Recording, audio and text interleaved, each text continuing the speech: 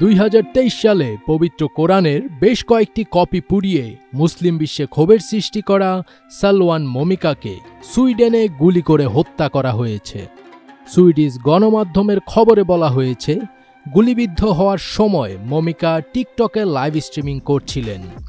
রয়টার্সের হাতে আসা একটি ভিডিওতে দেখা যায় পুলিশ একটি ফোন তুলে নিয়ে একটি লাইভ স্ট্রিম শেষ করছে।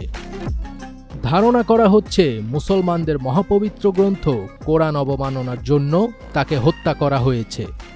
তার এই হত্যাকাণ্ডে আলোড়নের সৃষ্টি হলেও মুসলিম বিশ্বের প্রায় সবাই স্বস্তি প্রকাশ করেছেন এই কোরআন অবমাননাকারীর মৃত্যুতে। কেউ কেউ সোশ্যাল মিডিয়ায় লিখছেন, আলহামদুলিল্লাহ, অবশেষে সঠিক বিচার হলো।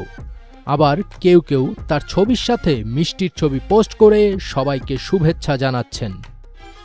বিবিসির প্রতিবেদন বলছে, স্থানীয় সময় বুধবার 29 জানুয়ারি সন্ধ্যায় স্টকহোমের একটি অ্যাপার্টমেন্টে 38 বছর বয়সী ইরাকি শরণার্থী সালওয়ান মমিকাকে হত্যা করা হয়।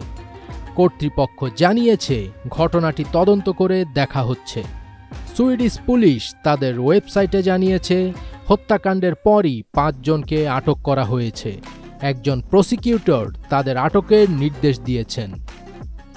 বিভিন্ন ইউরোপীয় গণমাধ্যমে জানানো হয়েছে, কোরআন পোড়ানোর বিচারের পর আদালতের রায় পাওয়ার কয়েক ঘন্টা আগে তাকে হত্যা করা হলো।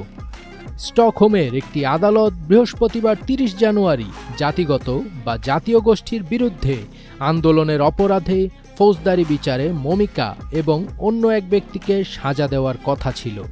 তবে রায়ের ঘোষণা স্থগিত করা হয়েছে বলে জানা গেছে।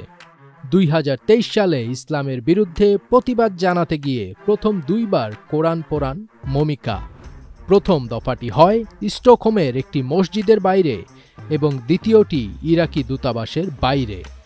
বাক স্বাধীনতা আইনের অজুহাতে সুইডিশ পুলিশ কর্তৃক অনুমোদিত এই ধর্ম অবমাননাকর কাজটি মুসলিম বিশ্বে ক্ষোভ ও নিন্দার ঢেউ ছড়িয়ে দেয়।